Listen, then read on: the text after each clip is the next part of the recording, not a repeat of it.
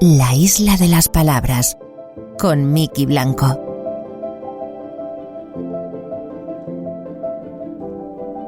Decía el personaje de Christoph, en un momento determinado del show de Truman, que no hay más verdad afuera que en el mundo que él había creado precisamente para Truman. Le decía que le había observado cuando nació, cuando dio sus primeros pasos, durante su primer día de colegio o incluso cuando perdió su primer diente. Y por eso le decía a Truman que no podía irse, porque él pertenecía al mundo que había creado para él.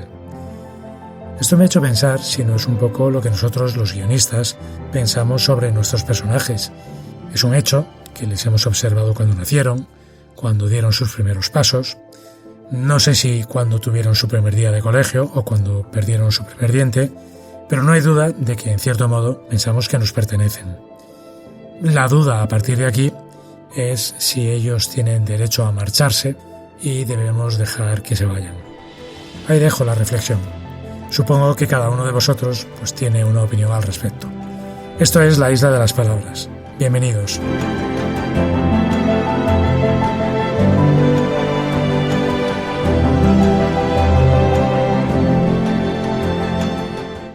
¿Sabías que David Chase, el creador de Los Soprano, tenía muy claras las cosas? Por eso, cuando un actor se quejaba de algo que tenía que hacer su personaje, Chase le respondía tajante: ¿Quién te ha dicho que es tu personaje?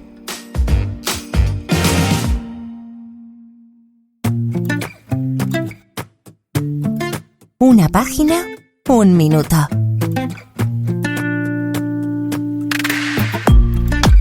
Bueno, pues vamos ya con las dudas de guión que nos habéis hecho llegar esta semana. Nos habéis escrito, nos habéis enviado vuestras notas de audio, como siempre, a islapalabras@gmail.com. Y hoy tenemos, para ayudarnos con vuestras dudas, a Azucena Rodríguez. Azucena es guionista y directora, es licenciada en Historia Moderna por la Universidad Complutense de Madrid.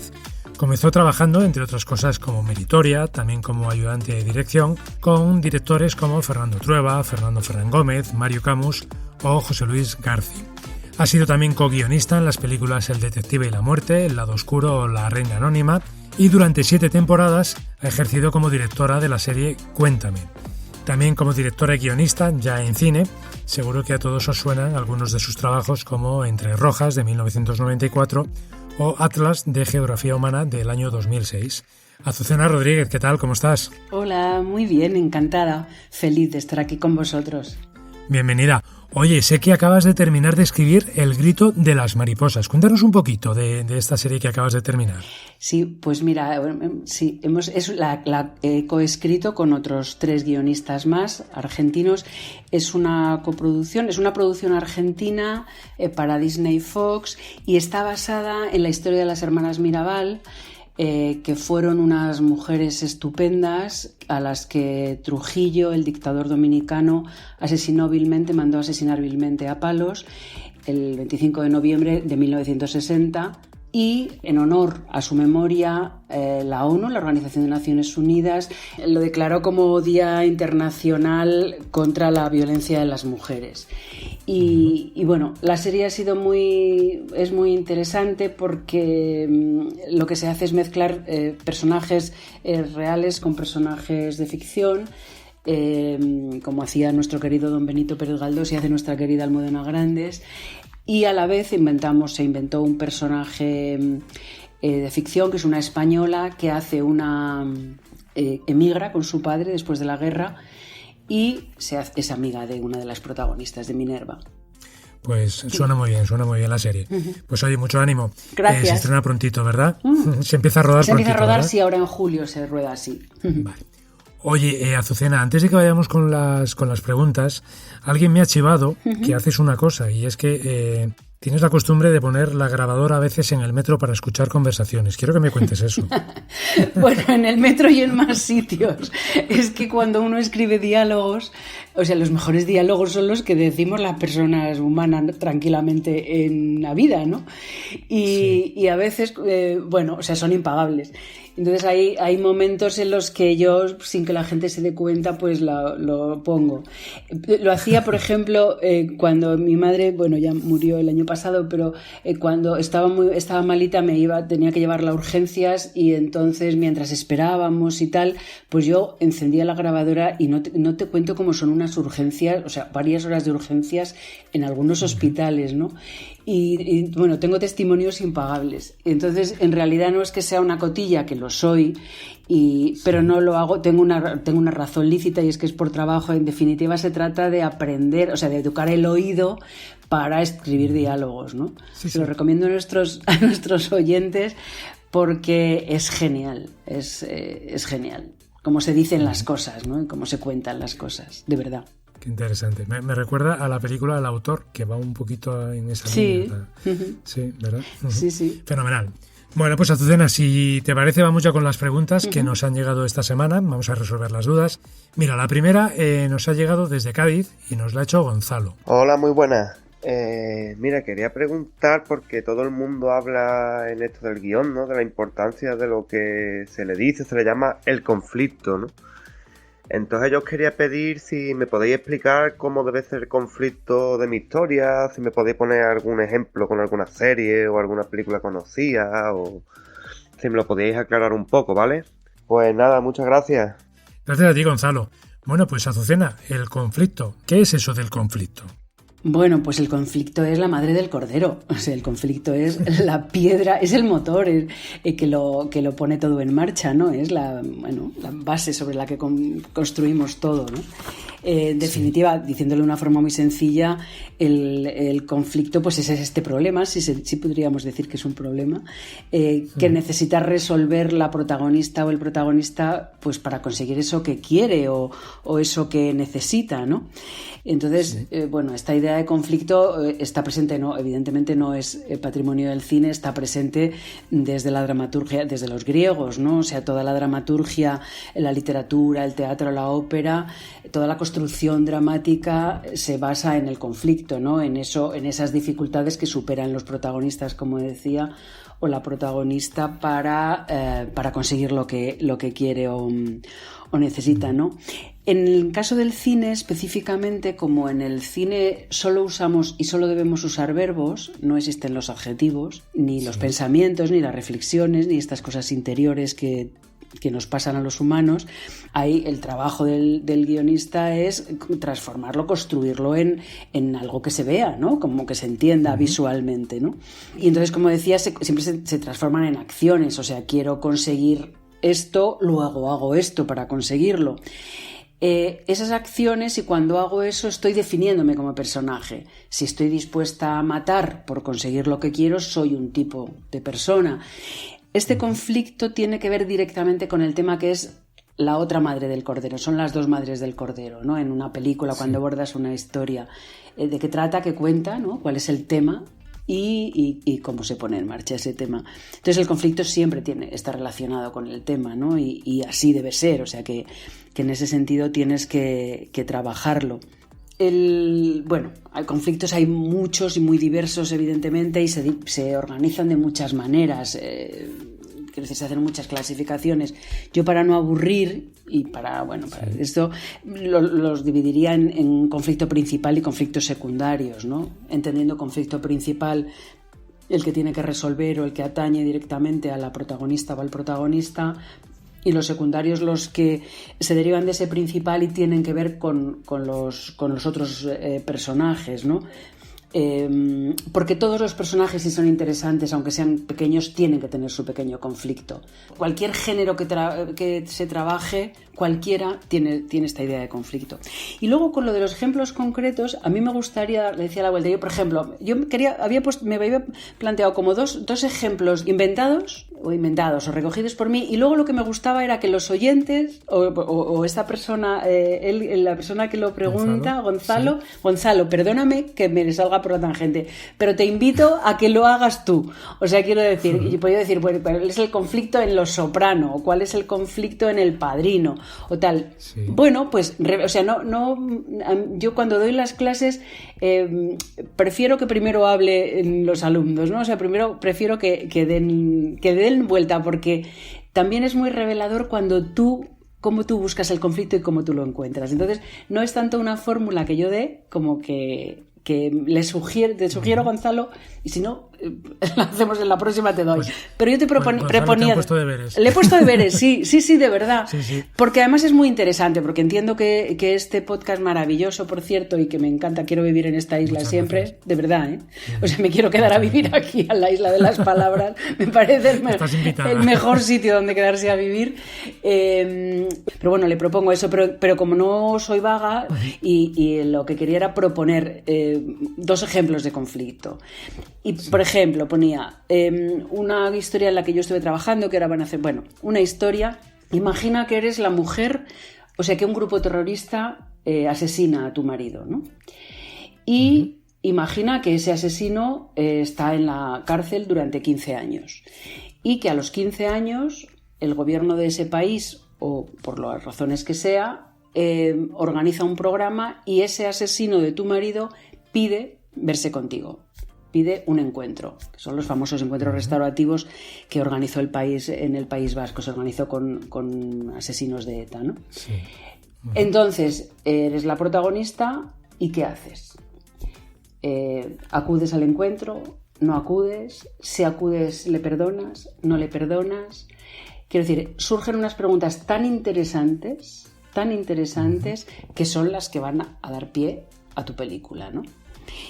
Otro ejemplo. Imagina que eres... Pongo con protagonistas femeninas porque estamos escasos y así vamos sembrando, abriendo camino. Perfectamente. Entonces, imagina que eres la alcaldesa de un pueblo de la costa y que una mafia inmobiliaria quiere destrozar la costa para construir unas urbanizaciones de superlujo. Tienes un problema, eres la alcaldesa o... tienes un problema. Iba a derivarme, pero tienes un problema. ¿Los dejo? No los dejo. Sí. Imagina además, si tienes un conflicto externo planteado, imagina además que en un momento determinado esa mafia llega a tu casa y te ofrece una cantidad de dinero absolutamente irresistible. Tienes un conflicto interno bastante gordo, ¿no? Entonces... bienvenidos sean estos conflictos porque te abren el paso a hacer una estupenda película, ¿no? Una buena película. Cuantos más gordos sean los conflictos, cuanto más profundos, cuanto más grandes, más interesante es la película. Para no defraudar a Gonzalo, me viene a la cabeza Los hermanos Dardenne, una película maravillosa que recomiendo, que se llama El hijo, donde hay un conflicto apasionante, un conflicto interior, moral, muy, muy, muy interesante, representado en una situación y en una circunstancias que debe resolver el protaista. Fenomenal. Okay. Bueno, pues ahí está toda una masterclass sobre el conflicto para Gonzalo y además, Gonzalo, te llevas deberes. Sí. Este fin de semana. Venga, Gonzalo, ánimo que es muy divertido. Mucho ánimo. Venga, Azucena, pues vamos a por la siguiente pregunta. Esta nos lleva hasta Valladolid y la ha hecho Violeta. Hola. Mira, recientemente hablabais de cómo se pagan habitualmente los guiones profesionales. Yo lo que quería saber es cómo protejo mi guión. Es decir, ¿cuándo debo registrarlo y dónde debo hacerlo? Muchísimas gracias. Gracias a ti, Violeta. Claro, Azucena, ese miedo que tenemos todos los guionistas, el miedo a que nos plagien, a que nos copien, a que nos roben, en definitiva, nuestra obra. ¿Cómo lo protegemos? ¿Dónde tenemos que hacerlo y cómo se hace? Bueno, pues hola Violeta, de flor a flor te hago aquí ahora una confesión. Vamos a ver, evidentemente hay que registrarlo siempre. Sí. Registrar no quiere decir impedir que te plagien, porque por desgracia pueden hacerlo. Lo que sí te garantiza registrar es que si eso sucede, si existe el plagio, vas a los tribunales y tienes la demostración palpable y objetiva y oficial de que tú eres el autor, la autora de ese trabajo. Entonces es una especie de certificado oficial de que eres la autora. de ese trabajo, que además te van a pedir cuando pides algunas ayudas en determinadas situaciones, ¿no? Entonces, ¿cuándo hacerlo? Cuando lo termines. Pero en cuanto lo termines, o sea, antes de que empiece todo el mundo a leerlo, a veces los guionistas a veces necesitamos la opinión de otros porque trabajamos ahí solos y metidos en lo nuestro, ¿no? Entonces, antes de empezar a que ese guión sea leído, hay que registrarlo. Y los lugares, yo lo hago siempre en la oficina de propiedad intelectual de mi ciudad. Y lo hago como yo soy del siglo pasado, lo hacía presencialmente. Además, mi padre era periodista y escribía libros y también él iba. Entonces a mí me gustaba mucho hacer el mismo camino que él, ¿no? Y también era a registrar. Entonces para mí era una especie de liturgia. Cuando las primeras cosas que escribí, pues es que era guays. O sea, ahora soy guionista, ¿no? Ahora que tengo este registro en la mano. Claro. Pero ahora mismo también se puede hacer online, sin problema y con total tranquilidad. Hay que hacer una solicitud, unas copias que te piden de la obra, pagar una tasa y te dan una especie de resguardo, o sea, te dicen, te registran la solicitud de la propiedad y luego unos meses después recibes en casa una carta donde te dicen ya juramos que usas del propietario. Ellos no juran, pero prometen que eres el propietario. Hay otros sistemas que es Safe Creative y la web del Sindicato de Guionistas Americanos y tal, que se pueden investigar también. Pero yo siempre lo he hecho en la oficina de propiedad intelectual de mi ciudad. Estupendo. Vale, pues ahí está la respuesta para Violeta. Venga, pues vamos a por la tercera pregunta. Esta nos lleva hasta Valencia y nos la ha enviado Kevin. Hola, quería saber qué es exactamente eso de secuencia de montaje y ver si me puede explicar cómo se estructuran y cómo se trasladan al guión en papel. Muchas gracias. Gracias a ti, Kevin. Pues secuencia de montaje. ¿Qué quiere decir eso exactamente, Azucena? Pues una secuencia de montaje, Kevin, es una secuencia en la que realmente está compuesta de pequeñas secuencias o pequeñas escenas que se utilizan como elipsis o para contar pasos de tiempo, y en realidad lo que se hace es contar mucho en muy poco tiempo. Básicamente se hacen para provocar una emoción al espectador o para contar esas elipsis, esos pasos de tiempo. Suelen ir acompañadas de música muchas veces, y dos ejemplos así muy básicos es pues cuando vemos alguien se ha hecho muy famoso y entonces vemos cómo aparecen todos los teatros, flashes de todos los teatros, o cómo alguien se prepara para un partido de fútbol, pues vemos cómo entrena, cómo hace eso. O sea, esas secuencias donde hay pequeños flashes, pequeños planos, pocos planos, donde se cuenta un espacio de tiempo en poco. Mira, yo voy a poner un tercer ejemplo que me hace mucha gracia, que es en la película Agárralo como puedas, que hay una ahí en el que salen los dos protagonistas, que sale como un avance de su relación, ¿no? Y salen en un parque comiendo helado, saliendo del cine, haciendo un montón de cosas, ¿no? Y cuando acaba esa secuencia, que da la sensación, porque incluso llevan ropa diferente, de que ha pasado mucho tiempo, acaban la secuencia y dicen, ha sido un día maravilloso. Eso es verdad, es buenísimo. Y me encanta esa secuencia. Esa sería una secuencia de montaje, ¿no? Sí, o sea, es eso, es contar un periodo de tiempo en apenas unos segundos o unos minutos.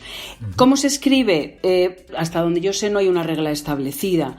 O sea que se suelen indicar, o sea, funcionan como una sola secuencia y lo bueno es indicarlo, ¿no? Secuencia de montaje, y entonces vas poniendo, si son localizaciones distintas, pues pones parque, tío vivo, casa, vas escribiéndola. Yo siempre digo lo mismo cuando se dice cómo se escribe. Yo lo que le digo a los guionistas es: hay que pensar que escribimos para que lo lea un equipo, para que luego un equipo haga una película sobre eso. Entonces, lo que hay que ser es muy claro para que el ayudante de dirección, el jefe de producción, todo el mundo haga un desglose claro y sepa dónde pasan cada cosa y lo puedan preparar bien. Entonces, hay que ser claro para que lo entienda la gente que lo va a leer, que va a hacer la película.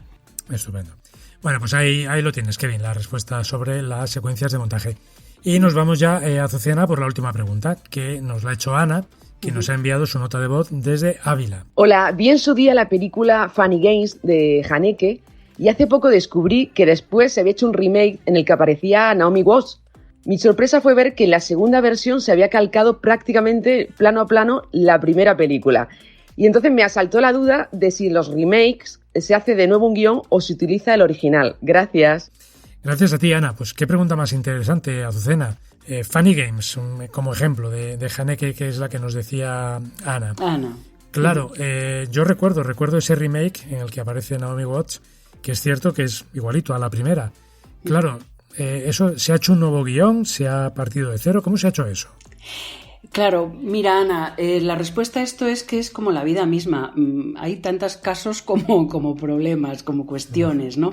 En el caso que dices de Haneke, hasta donde yo sé, claro, lo que singulariza este caso, que además fue muy criticado por ello, Haneke, pero, lo que pasa es que lo ha hecho él. Lo ha dirigido él en ambos, lo ha escrito y lo ha dirigido él en ambos casos, entonces, y lo ha planificado él y la puesta en escena es suya. Entonces, yo personalmente se lo perdono todo, primero porque me parece un genio y segundo porque, no puedes copiarle una puesta en escena a otro director, pero si eres tú mismo, bueno, pues te la copias. La única diferencia es en el caso de Haneke era todo igual excepto el reparto y la fotografía, ¿no? La foto es de otra manera. Sí. Pero eso, le criticaron a Haneke, hubo gente que dijo, oye, ya la has hecho esta película. Y yo pienso, voy bien, pero es que me han contratado para hacerla, que me han vuelto a pagar para que la haga, ¿no? Y es estupenda, quiero decir que son estupendas en los dos casos y yo no, lo último que quería es meterme con Haneke. Por un lado, luego Hitchcock, por ejemplo, es otro emblemático de casos parecidos a este, ¿no? El hombre que sabía demasiado lo hizo en Inglaterra y luego 22 años después lo volvió a hacer, cambió de guionista. Ella dice, ¿qué se hace? Pues se hace, depende de los casos, ¿no? Si compras el remake, si van a respetar al director, si no lo van a respetar. Me venía también a la cabeza el caso de Abre los ojos, por ejemplo, de Alejandro Amenábar, ¿no? Del 97. Cierto. Y entonces Alejandro sí la dirigió Cameron Crowe y entonces Alejandro, yo tengo la suerte de ser amiga de Alejandro y seguí un poco de cerca, entonces Tom Cruise estuvo muy cerca, Alejandro estuvo muy cerca de la versión y querían respetársela mucho, ¿no? Pero bueno, pues te puede pasar eso o no. Es muy curioso, en las películas de terror o ciencia ficción se dan mucho los remakes. Y luego también, claro, pues a veces cuando las películas funcionan en las comedias, en el cine más comercial, digamos, que merece todo mi respeto, por supuesto, se da pues una película que funciona en Francia muy bien, pues haces un remake y la adaptas a España, ¿no? Que no hay normas, que en este caso no hay normas y yo creo que la única norma, que es la que me parece genial o me parece absolutamente válida para el cine, es que la única norma es que las películas sean buenas. Pues Azucena Rodríguez, hemos llegado al final. ¡Qué pena! Bueno, pues mira, te invito a que te pases otro día por aquí, por nuestra isla particular. Pues por supuesto. Y te deseo toda la suerte del mundo hasta entonces, con El grito de las mariposas, que como nos contabas, pues muy prontito se va a empezar a rodar. Pues nada, Miki, muchísimas gracias. Ha sido un gusto, de verdad, y me apunto a volver a la isla todo el tiempo, todas las veces que me digáis. Además, me imagino yendo en barco, incluso, que me parece un planazo. Venga, pues nos apuntamos a ese plan. Muchas gracias, Azucena. Venga, Miki, gracias a vosotros. Que os vaya muy bien. Enhorabuena, de verdad. Hasta luego.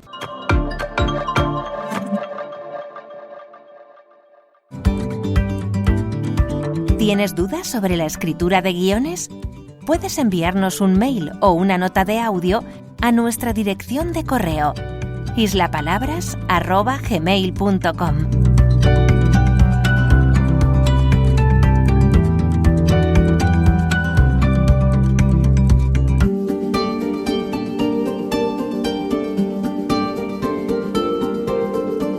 La Isla de las Palabras, el podcast de Isla Aventura.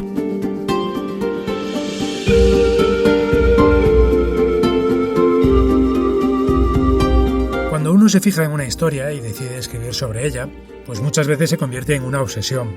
Lo sabéis bien muchos de los guionistas que escucháis este podcast, y lo sabe bien también Esther Fernández Guerra. Ella se fijó un día en una novela que hablaba de un grupo de mujeres cuya historia transcurría en un lugar con mucho viento, y decidió lanzarse a escribir una serie basada en esa historia. Y la verdad es que le fue muy bien, tanto que con ella ha conseguido colarse en la final del laboratorio de guión de Isla Aventura. Esther, ¿qué tal? ¿Cómo estás? Hola, Miki, ¿qué tal? Muy bien. Oye, Esther, lo primero de todo quiero que escuches este momento en concreto. Pon atención. Hola. ¿Esther? Sí, soy yo. ¿Qué tal? Soy María José Manso de Isla Aventura La Palma. Ay, hola, buenos días. ¿Cómo estás? Muy bien, contenta de que me llamen. Bueno, ¿Y tú cómo estás? bueno, pues nada, yo para decirte que eres una de los 8 participantes de Isla Aventura. Sí. Ay, qué guay, gracias. ¿Estás contenta? Sí, la verdad es que sí, estaba esta mañana ya mirando el móvil y yo, uy, las 8:30, vamos a ver. Estamos... ¿Me llaman o no me llaman? Perfecto, genial. Ay, qué ganas de empezar. Oye, Esther, ¿cómo recuerdas esa llamada ahora que la escuchas? Bueno, estaba muy nerviosa. De hecho, le colgué a María José el teléfono de los nervios. Sí, le di a colgar en el móvil en vez de llamar y me puse muy nerviosa. Luego me volvieron a llamar y bueno, lo recuerdo estaba muy feliz, estaba estática, estaba saltando y fui corriendo por la calle. No me digas, fuiste de verdad en plan Rocky. Sí, un poco así, porque ya estaba caminando por la calle, entonces de la emoción necesitaba sacarlo por algún lado y bueno, me vieron un par de ingleses y tú te imaginas, ellos son muy formales y dicen, bueno, ahí va la loca corriendo. Muy bien. Oye, Esther, tu proyecto se llama, me encanta el título, se llama Las brujas de la Isla del Viento. Sí. ¿De qué va en concreto? Porque es una adaptación, pero ¿de qué va esta historia? Sí, no me puedo llevar ningún mérito del título, como ya sabes, el título de la novela de Elsa López. Y bueno, es una historia maravillosa y toda la historia sucede en un psiquiátrico, en un hospital psiquiátrico, y hay un grupo de pacientes y un doctor que viene a estudiarla y a ver la relación que tiene el viento como elemento que les genera o que ellas acusan de generarles la locura, ¿no? Que se les mete en la cabeza. Y luego, evidentemente, el título te lo dice un poco todo. Dice, bueno, una isla, el viento y las brujas. Entonces también hay un elemento de ciertas pacientes que, bueno, son o se creen, hay brujas por ahí. Y bueno, es una historia preciosa. Oye, el hecho de que sea una adaptación a la hora de escribir un guión, ¿a ti te lo ha puesto más fácil o crees que te lo ha puesto más difícil? Uy, la pregunta del millón. Pues yo al principio, pues cuando estaba hablando con los compañeros, como yo tenía la historia un poco más clara, porque ya tienes tus personajes y lo que ocurre, pues ya no tienes mucho tanto que inventar, ¿no? Piensas al principio. Y pensé que lo tenía más fácil, pero Nacho, mi tutor, que ya había hecho adaptaciones, me dijo que son también difíciles porque tienes que seleccionar el material que sirve y ver qué material te ayuda a dar lo mejor de la historia, y a veces hay que cambiar algunas cositas para que la historia funcione mejor en un medio dramático, ¿no? Que en una novela, pues, la forma de contar las historias es totalmente diferente que en el teatro o en el cine. Claro, además entiendo que siempre se añade la dificultad, ¿no? De que siempre es complicado cuando uno conoce una historia entera ponerse a descartar, ¿no? Dificilísimo. Es muy difícil porque este momento es muy bonito, esto es muy interesante. Claro, yo creo que lo difícil es las partes que son interesantes a nivel informativo, que tú no las necesitas a nivel, pues no te da ninguna acción para añadirla, y no son parte de la historia, sino es información que al lector le llena un poco el mundo y entienden más ese mundo, pero esas son las partes más difíciles, integrar la información en parte de lo que se ve, tal vez más de lo que se cuenta. Esther, entiendo que para hacer esta adaptación, este guión adaptado, tú has hablado con Elsa, ¿no? Con la autora original. ¿Cómo os habéis puesto de acuerdo de algún modo? Bueno, primero me puse en contacto con ella antes de, como tú dijiste, antes de Isla Aventura, y le comenté que a mí una de las cosas que más me interesa y con los que he trabajado bastante son los temas de las enfermedades mentales, las mujeres y la brujería. Entonces esta novela, que la releí en el primer encierro, pues toca todos los parámetros que me gustan. Entonces conseguí el correo de Elsa, me puse en contacto con ella, nos vimos en La Palma, que yo estuve allí el verano pasado, y quedamos, hablamos, y bueno, pues yo le gusta a Elsa y nos llevamos muy bien, la verdad, cuadramos muy bien, y me dio los derechos y hablamos bueno, yo le conté la idea que tenía de adaptarla a una serie más que a una película, para poder contar en profundidad la historia de las mujeres, no solo que se quede en la parte del misterio, sino poder contar esa parte más dramática. Y a ella le gustó como yo lo tenía planteado, y entonces me dio los derechos, y bueno, sí, seguimos en contacto. Ahora todavía no, porque no tengo nada en concreto que poder enviarle, pero cuando esté ya el piloto un poco más definido, pues le mandaré algo, porque me interesa muchísimo su opinión y a ella le hace mucha ilusión. Claro, lógicamente. El otro día, como decías, hablábamos aquí con Nacho Faerna, ¿no?, que es tu tutor, y que nos contaba que habéis estado ya trabajando juntos, ¿no? ¿Te ha cambiado mucho el concepto original que tenías tú, la idea que tenías después de trabajar mano a mano con Nacho? El formato un poco sí, el cómo contar la historia, porque Nacho lo que hace muy bien es que como tutor me ayuda a replantearme cosas, ¿no? Pues las primeras ideas o las cosas que tú ya tienes un poco aferradas, como lo que quieres usar o lo que quieres hacer, y él pues me ha ayudado un poco a replantearme ciertas cosas. Y todo porque él pues me dice, bueno, piénsate si esto te funcionaría, o piensa lo otro, o has mirado, has considerado esta parte. Sí, que me ha ayudado bastante, sí. Esther, ¿qué importancia ha tenido para ti el poder visitar? Porque siempre comentamos, ¿no?, que Isla Aventura es un laboratorio que pone mucho énfasis en que los finalistas, los guionistas, puedan visitar los lugares donde van a ubicar sus historias. ¿Qué importancia ha tenido para ti poder visitar, aparte de la isla de La Palma, ¿no?, donde transcurre la historia, en concreto ese hospital donde transcurre la historia? Ese hospital, esa experiencia ha sido maravillosa.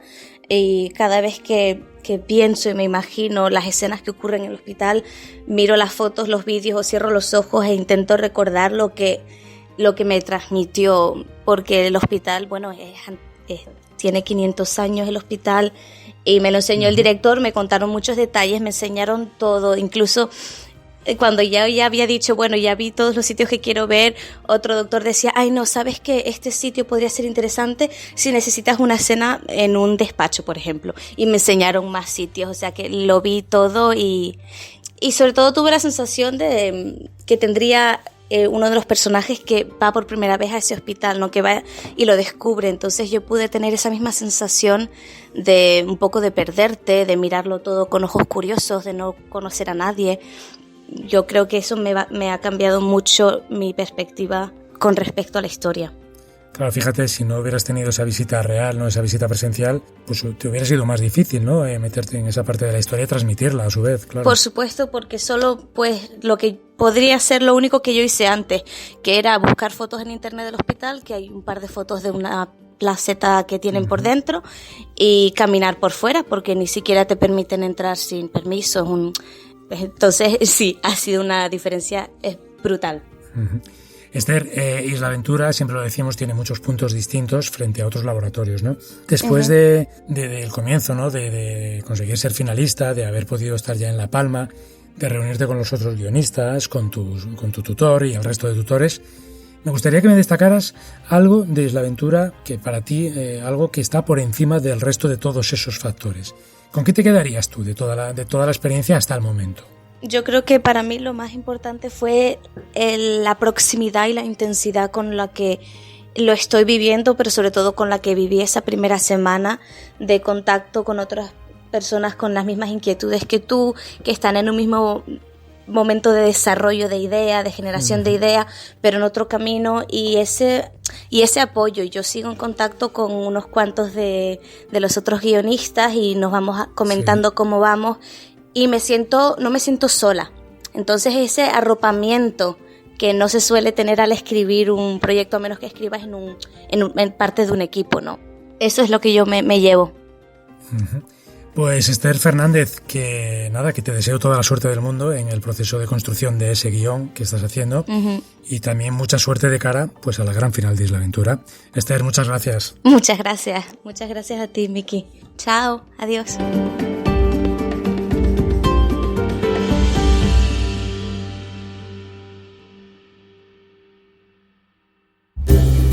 Tips de guión. Soy un poco hipocondríaca, así que cuando escribía guiones para Hospital Central, el enfermo siempre se recuperaba. Un día me cogió el coordinador de guión y me dijo: «Tienes que matar a alguien». Susana López Rubio.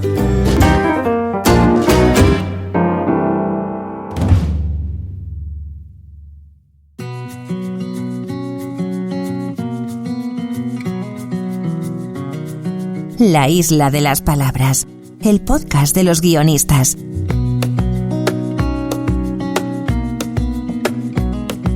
hay duda de que cuando uno termina un guión, es muy fácil que este tenga errores de bulto que se escapan pues porque el guionista está demasiado dentro de la historia. Otras veces esa obra de arte que creemos tener entre las manos pues directamente no le interesa a nadie y por eso es recomendable que pase ante los ojos de otros guionistas o de profesionales formados específicamente para esta labor. Os hablo de los analistas o consultores de guión. Y hoy está con nosotros Ana Magallón, que es precisamente una de ellos. Entre esos a los que les ha ofrecido sus retoques personales de guión están películas como Todos están muertos, Bajo las estrellas o Stew 1993, verano de 1993. Ana Magallón, ¿qué tal? ¿Cómo estás? Hola, Miki, ¿qué tal? ¿Qué tal? ¿Cómo estás? Oye, lo primero de todo, ¿qué es un analista de guión? ¿Qué es un consultor de guión?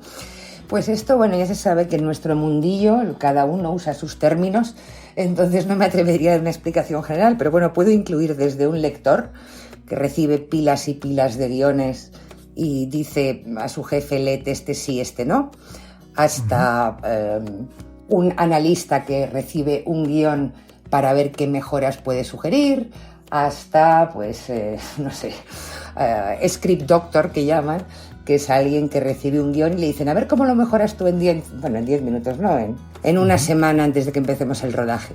O sea, que en realidad cuando se habla de analista, pues hay muchísimos tipos. También hay gente que sabe más o menos, está más al corriente del mercado y sabe más o menos cuál puede ser el target y si tiene futuro y si es viable en términos de comparación entre la producción, el coste de producción y la audiencia posible que pueda tener. En fin, somos un montón de gente muy distinta. En tu caso, ¿cómo llegaste a ser analista de guión?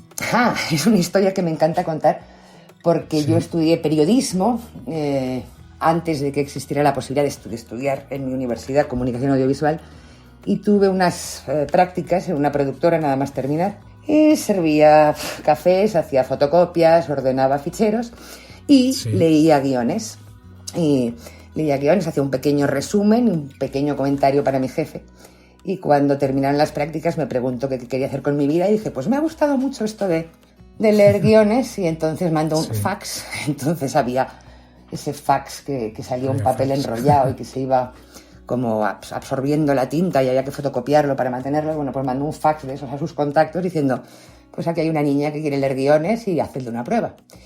Y bueno, y así empecé, como lectora pura, recibiendo entonces también en papel un montón de propuestas y poco a poco, después de acertar más o menos con que tu criterio coincida con tu cliente, pues en vez de decir, oye, léeteos todos, dice, no, pues mira, léete este que a mí sí me interesa, pero no estoy muy seguro de si ya ha llegado a su máximo potencial, o no estoy muy seguro de si me he encaprichado porque salen perros y me gustan los perros, dar una visión objetiva. Así que bueno, pues poco a poco vas pasando a hacer más labores de este tipo. También, bueno, cada vez puedes entrar en un proceso, en un momento inicial del desarrollo. No esperar a que esté el material, sino que te llama un guionista, una guionista y te dice, oye, estoy dándole vueltas a una idea, tengo 2 páginas, ¿te parece que charlemos y tal? Y ver cómo lo ves y bueno, ¿y qué hacemos con ello? Le vas dando una vuelta, ¿no? En el caso, por ejemplo, en este que nos comentabas, ¿no? Cuando te ha coincidido que has trabajado como analista recibiendo los guiones de otras personas entre un montón de propuestas, ¿no? En tu caso, con tu experiencia, ¿cuánto tardas tú en darte cuenta de que estás ante un mal guión o ante un buen guión? ¿Cuántas páginas, por ejemplo? Bueno, realmente siempre puede dar la sorpresa, pero si a las... Bueno, y los gringos suelen decir que no, si no has enganchado a tu lector en las 10 primeras páginas ya no siguen leyendo. Hombre, en el caso de los analistas solemos leernos el guión entero, pero posiblemente si en la página 40 no está la historia en marcha, no te has encariñado con alguien, no tienes una profunda curiosidad por algo que ha pasado y que no has entendido, pues eso, si más o menos, pues eso, al cabo de media hora larga eso nos chuta, pues ya posiblemente ya no vaya a chutar. ¿Te ha pasado, por ejemplo, que nada más empezar a leer un guión has dicho, este guión va a estar mal y has acertado? Pues sí, claro, pero también porque muchas veces, bueno, ves que no es realmente un guión, es una especie de novela que se ha puesto en formato de guión, pero con los pensamientos y sensaciones del... Bueno, en fin, de todo este tipo de cosas que puede hacer la gente, que en realidad no tiene mucha experiencia o a lo mejor es muy bueno en otro ámbito, en un ámbito de la literatura, y dice, pues esto mismo lo voy a poner a ver si hacen una película. Y bueno, pues claro, no solo les falta técnica, sino que a lo mejor no es dramático, no es visual aquello que están intentando contar. Uh-huh. Aquí en el podcast hablamos muchas veces, sobre todo en la sección que tenemos de dudas, hablamos del formato, ¿no? Y parece como que hay un estándar del mercado en cuanto a lo que es el formato, lo que es la Courier 12, los márgenes, el nombre de los personajes, todo esto. Los guionistas solemos cumplir con eso, es decir, cuando tú recibes trabajos, casi todo el mundo tiene esa parte muy interiorizada, ¿o se siguen encontrando guiones que se saltan eso a la torera? No, yo creo que cada vez la gente lo tiene más interiorizado. Yo, de hecho, siempre hago la casi broma de que antes la gente tenía muchas ideas, cosas que contar, de talento, creatividad, y no tenía la técnica. Y ahora cada vez te encuentras más el caso contrario, gente que ya, pues eso, sabe el formato de guión, ha hecho algún curso, pero bueno, básicamente, bueno, pues no, lo que falta es el otro lado. Yo creo que en cuanto a formato y estas cosas sí que es raro encontrarte algo que no se ajuste a lo habitual. Tampoco creo que algo que no se ajuste a lo habitual sea un no inmediato, este no sabe, no ha hecho ningún curso, no tiene el software, con lo cual no es profesional. No creo que te cierre puertas, pero si estás en competición con otros cuantos aspirantes a ser leídos, pues siempre es mejor pues seguir un poco pues las normas de etiqueta, pues como cuando vas a una fiesta, igual vas hecho una zarrapastrosa y acabas siendo muy popular, pero te estás poniendo un hándicap. O sea que es mejor enterarte de cómo hay que ir. El entorno en el que estás, ¿no? Oye, Ana, ¿y cómo trabajas tú? Es decir, tú recibes un guión y ¿cómo haces? ¿Te lo lees del tirón o vas detallando cada párrafo y vas tomando notas? ¿Cómo lo haces eso?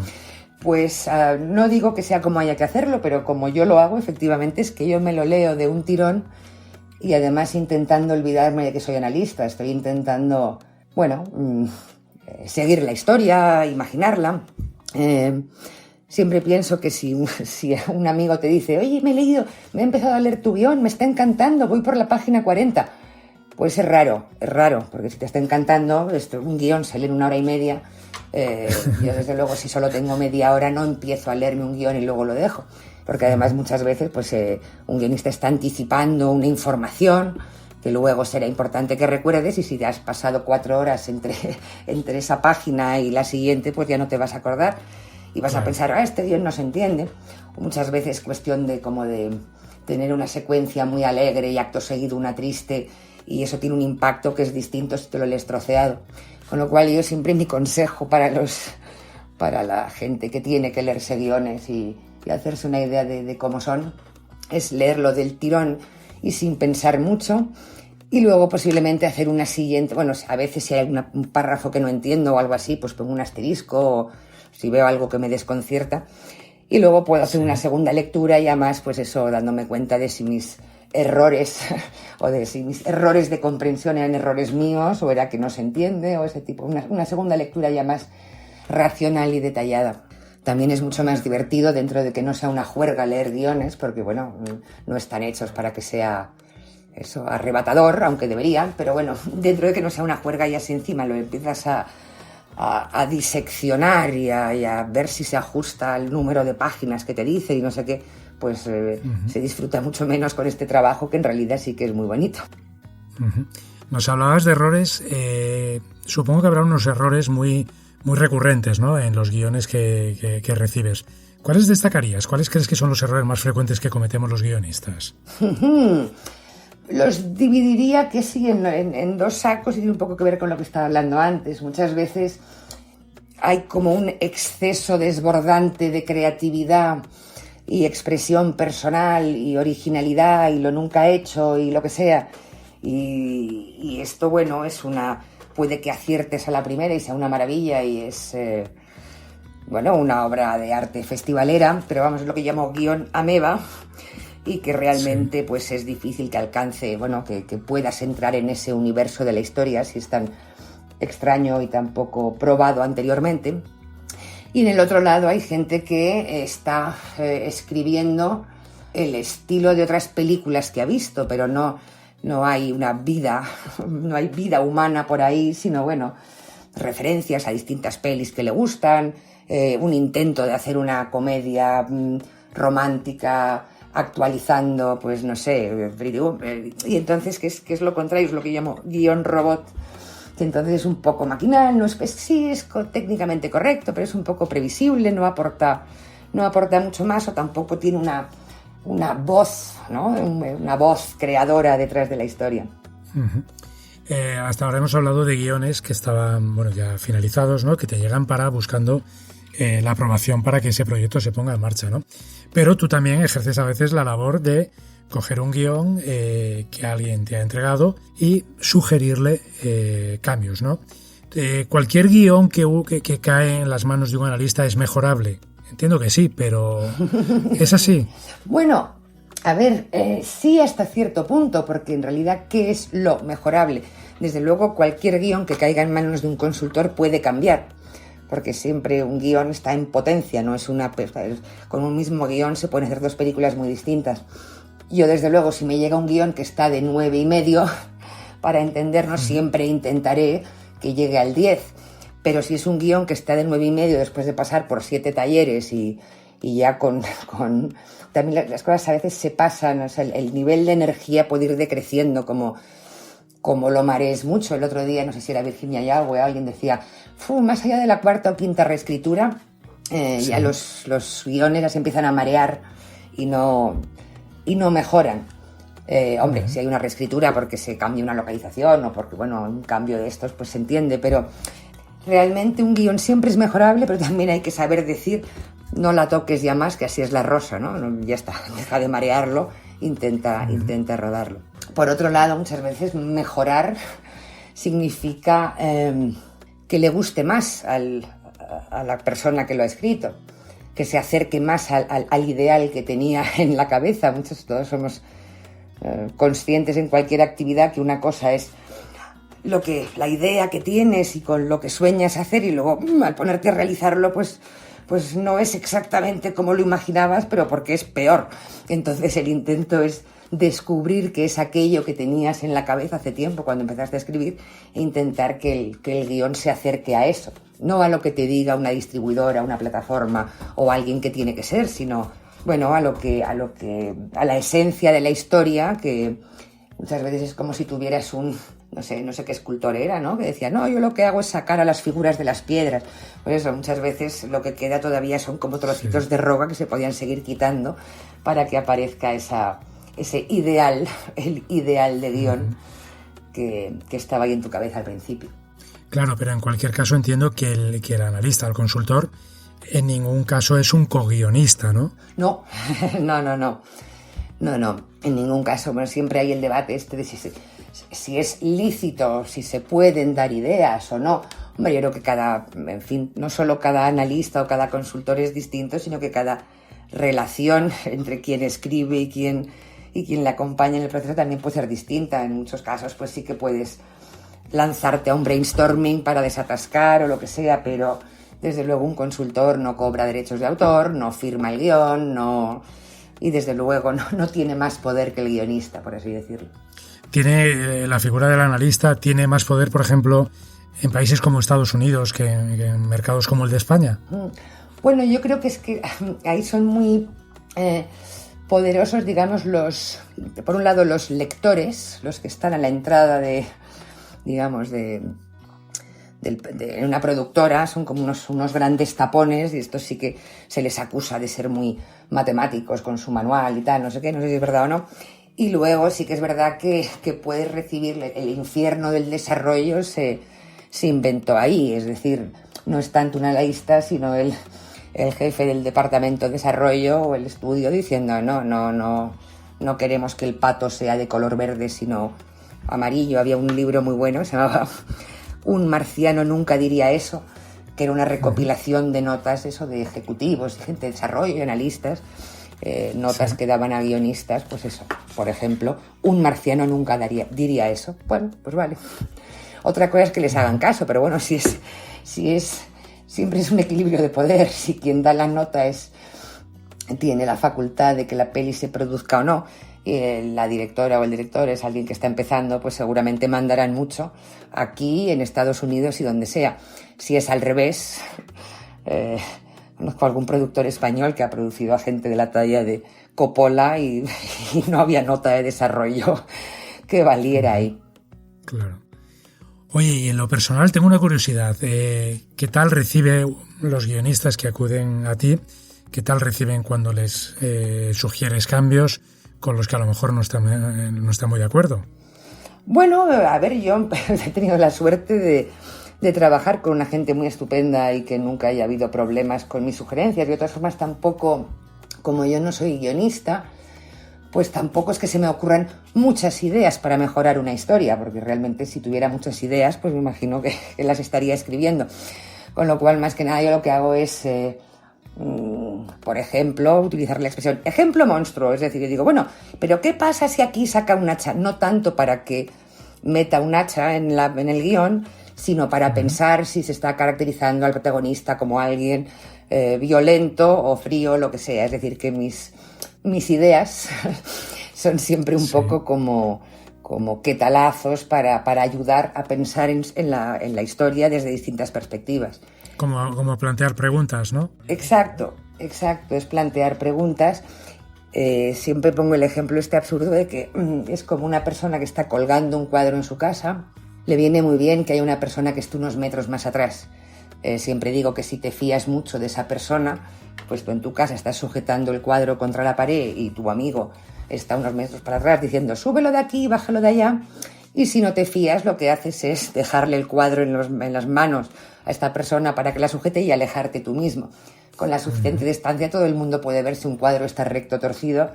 Con la suficiente distancia, o sea, cualquier guionista mete un guión suyo en un cajón durante 3 años y al sacarlo ya sabe cuáles son las partes más flojas y incluso se le ocurren ideas de cómo mejorarlo. El tema es que nunca hay tiempo para voluntariamente dejar reposar un guión 3 años. Uh-huh. Supongo que también uno de los miedos que tienen muchos guionistas es a que su obra ande por ahí circulando, ¿no? Que hay como ese temor. Sí, es curioso. Generalmente, cuanto más consagrada está una persona en la profesión, más miedo tiene a temas de confidencialidad, es decir, a que se filtre el contenido de su historia, y cuando estás empezando temes muchísimo que te plagien tu idea. Pero vamos, la confidencialidad desde luego es importantísima en todo este negocio. Creo que tampoco hay que, salvo que tengas un concepto maravilloso y entonces no se te ocurre como no se te ocurre ponerlo en Twitter, tampoco se te ocurre mandarlo indiscriminadamente a todo el mundo. Pero bueno, yo no creo que el temor al plagio esté tan justificado. Seguro que ha habido casos, de hecho ha habido casos, pero creo que hay más paranoia que realidad. Especialmente eso con gente que está escribiendo una cosa que puede estar muy bien escrita, tener cierta gracia, lo que sea, pero que no está dando un vuelco tremendo a las historias. Es decir, pues un chico encuentra a una chica, luego parece que va bien, pero luego se separan y finalmente se encuentran en un aeropuerto y corriendo por los pasillos. Bueno, pues esos elementos se pueden dar en más ocasiones y de hecho las ideas están en el aire y muchas veces me han llegado de sitios completamente distintos 2 guiones que tenían muchísimo que ver. Las personas no se conocían, no había habido ningún tipo de filtración de por ningún lado, pero bueno, las ideas están en el aire. Por supuesto, si hubiera visto cada uno el guión de la otra persona, hubieran dicho, Dios mío, me lo han tenido que plagiar porque si no es imposible. Pues no, pues estas cosas pasan. Uh-huh. Oye, Ana, por último, antes hablábamos de errores frecuentes, de guiones que desde el principio ya se sabe que no están correctos. Los servicios de un analista de guión podría parecer en principio que es una cosa a la que deben recurrir novatos, pero no es así, ¿verdad?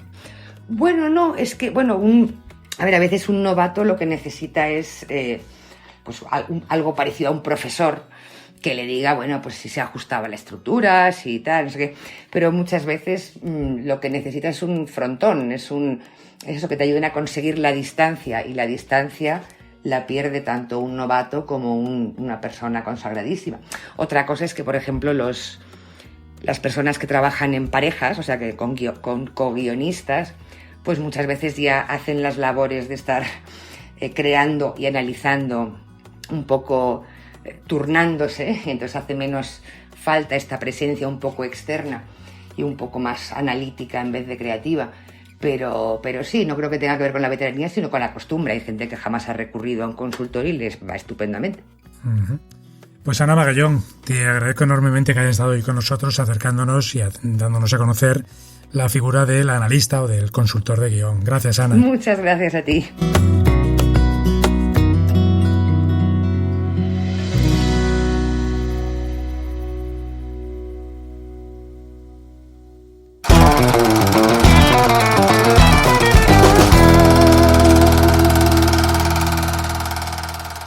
Bienvenido al Cinematón de la Isla de las Palabras.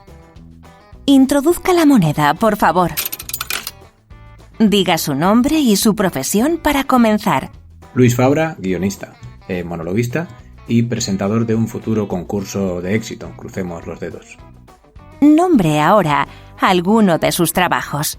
Pues actualmente estoy escribiendo en La Resistencia, el Late Night de David Broncano, y he escrito en series como Allá Abajo o en galas como Los Goya de André Buenafuente y Silvia Abril. Aunque bueno, uno de los trabajos que más orgulloso estoy es Humor Amarillo. Ese siempre lo digo. No me diga su edad, pero dígame al menos quién mató a Laura Palmer. Podría hacerlo, pero no lo voy a hacer. El que quiera saber quién mató a Laura Palmer, que se tome la molestia de ver la serie. No vamos aquí a hacer spoilers a la carta. O sea, el spoiler es algo que te tiene que fastidiar. Si te lo piden a voluntad, pues no, oiga. No le voy a hacer spoiler porque usted me lo pida. Comenzamos. Confiese, ¿ha entregado alguna vez un guión cuya trama ni usted mismo comprendía? He entregado muchos. He entregado... No que no comprendiese, sino peor aún, que comprendiese que no funcionaba, que la trama era un desastre, porque así venía indicada por la escaleta y un poco por la gente que estaba al cargo, en donde los protagonistas actuaban con planes tan retorcidos y careciendo de lógica, de actuación y de conducta, que la comedia, porque yo casi siempre he escrito comedia, no funcionaba por ausencia de base, ¿no? Si las cosas no tienen lógica, por muy loco, por muy disparado que intentes crear una situación, la gente no se va a reír. ¿Cuál sería el título de un guión sobre su vida? Bueno, creo que lo que más cuesta en este mundo es poner un buen título. Yo siempre he pensado que si tuviera un grupo de música lo titularía Artista Desconocido. Así en todos los ordenadores del mundo, ¿no? Habría una canción mía. Mira, creo que me sirve también como guionista, mal que le pese a mi madre. Mójese. ¿El mejor o la mejor guionista de la historia es? Bueno, yo soy un clásico y para mí las películas de Billy Wilder y I.L. Diamond siempre han sido mis referentes. Pero si actualmente te tuviera que decir quién es para mí el mejor o la mejor, porque no sé quién está a cargo de esto, guionista del momento, diría el que o la que escribe los capítulos de El maravilloso mundo de Gumball, que son unos dibujos que hacen en Boeing, que es increíble cómo en 11 minutos te vuelan la cabeza con unas peripecias que son absolutamente desternillantes, que sorprenden, porque yo si algo le pido a un guión es que me sorprenda. O sea, hay guiones que son académicos y funcionan muy bien, pero no son previsibles, por así decirlo. Yo animo a cualquiera que mire El maravilloso mundo de Gumball. Es verdad que no es para todos los públicos, es un nivel de locura muy grande, pero me parecen absolutos genios los que lo hacen. ¿Vendería su alma al diablo por haber sido el autor del guión de... Atrapado en el tiempo? Sin duda, sin ninguna duda. O sea, es la película que una y otra vez pienso, si yo hubiera tenido esta idea en mis manos, el gen, solo el gen, no sé si habría estado a la altura, pero habría disfrutado tanto desarrollando cada uno de los posibles caminos por los que circula, y yo creo que habría llegado a algunas escenas muy parecidas. No me habría quedado una película tan redonda, pero lo hubiera disfrutado enormemente. Es mi mayor envidia. ¿Cuál es el mejor arranque de guión de todos los tiempos? Soy demasiado dubitativo como para decir cuál ha sido el mejor arranque de guión de todos los tiempos, pero voy a decir El Rey León. Me parece un arranque impresionante. No solo porque funciona como una gran bola de nieve en la que de menos a más acabas en muy poco tiempo metido en una vorágine, participando de un mundo que te es absolutamente ajeno y en el que en nada estás súper dentro, entendiendo cómo funcionan las reglas de ese mundo y fascinándote. me parece un arranque de 10. ¿Y el mejor final? Voy a decir el de E.T., porque a veces cuando hablamos del mejor final hablamos del que más sorprende o del más original o del más inesperado. Y aunque en ese sentido diría el del tercer hombre, porque me parece un final tan elegante, ver cómo estás aguardando pacientemente a ver qué pasará para que al final, sencillamente, no pase nada, que es lo más lógico que tenía que pasar. Eso me parece de una elegancia soberbia. Voy a decir el de E.T. porque, siendo un final que no tiene ninguna sorpresa, un final al que sabes que vas abocado desde mucho tiempo antes, está tratado con un tempo, con una elegancia, con una sensibilidad, con una exquisitez de música, con una dirección de actores tan espectacular y sobre todo va tan directo al corazón que no necesita ni eso que en guión suele haber, que es el anticlímax, ¿no? Después del clímax una vuelta a la realidad, ¿y qué ha pasado luego con nuestros protagonistas? No, en E.T. no hace falta. Se acaba el clímax y la despedida es tan larga y tan satisfactoria que ahí nos quedamos. Hablando de finales, ¿escribir finales abiertos es hacer trampas? ¿Sería dejar esta pregunta sin contestar hacer trampas? No voy a hacer la trampa. Escribir finales abiertos es decepcionante para el espectador que está acostumbrado al cine como mero sistema de narración de relatos, ¿no? Un poco la fórmula hollywoodense, que quiere algo empaquetado. A la gente le gustan las cosas negras o blancas, pero no se las des grises porque le mareas, le creas un engorro. Y además ante una pantalla a la gente le gusta pensar lo justo. Para mí lo ideal es un final abierto, que estimule la imaginación, pero que tenga aspecto de final conclusivo. Es decir, que te dé formalmente esa sensación de chimpún, aunque evoque toda una serie de cosas que podrían suceder. Quizá por eso funciona también el chiste de Con faldas y a lo loco. Cuando, tras mucho insistir, Jack Lemmon decide sincerarse y decir soy un hombre, y Osgood le contesta nadie es perfecto, a priori solo es un chiste. El loco de Osgood. Pero es solo un chiste. Quiero decir, ¿nos quedamos ahí? ¿O es que a Osgood le gustan los hombres y ha sabido todo este tiempo que Jack Lemmon es? Nunca lo sabremos. Y eso es precioso. Y al mismo tiempo, la sensación es de conclusión total. Sea por la fórmula de la comedia o sea porque la historia tampoco... Hasta aquí es suficiente ver. Ya puestos, sea sincero. ¿Vio venir el del sexto sentido? No lo vi venir. Yo soy una persona que pensé que al estudiar cine, el estudiar cine me arruinaría el disfrute de las películas, pero he conseguido tener la habilidad de ponerme el chip de no voy a ser tocapelotas y voy a dejarme fluir. Sí que tengo un amigo que me dijo que lo había visto venir porque él es muy observador y se dio cuenta de que Bruce Willis llevaba siempre la misma ropa. Él es de producción, entonces estas cosas no se le escapan. Entonces dijo, no acerté exactamente qué es lo que pasaba, pero sí que dije, aquí pasa algo y está muy relacionado con Bruce Willis. O sea, que me parece bastante meritorio, pero yo no lo vi venir y me quedé a cuadros. ¿En qué momento deja de ser spoiler contar el final de una película? Un amigo mío tiene el límite en 5 años. Él tiene la teoría de que si a partir de 5 años tú no has sido capaz de hacer el esfuerzo de ver esa película, es que no te interesaba tanto esa película o esa serie y por lo tanto ya está permitido a la gente hacerte spoiler. Yo soy un poco más generoso porque soy muy tardón y lo pongo en 10. Soy más generoso porque yo no quiero que me hagan spoilers, ¿no? Entonces, con decirte que hasta hace poco no había visto Breaking Bad, imagínate. Pero por supuesto ya me habían hecho spoiler y no me pude quejar.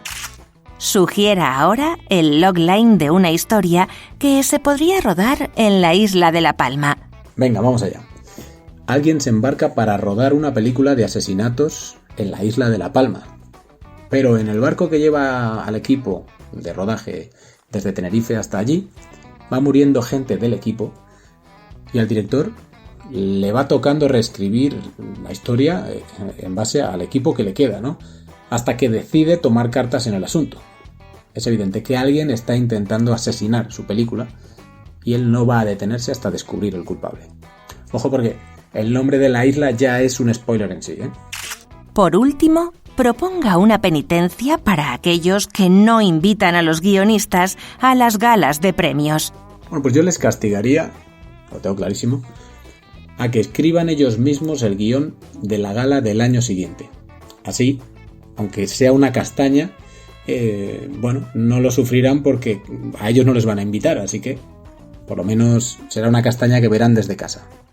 Perfecto, hemos terminado. Ya puede recoger sus cinematones. Gracias por su visita.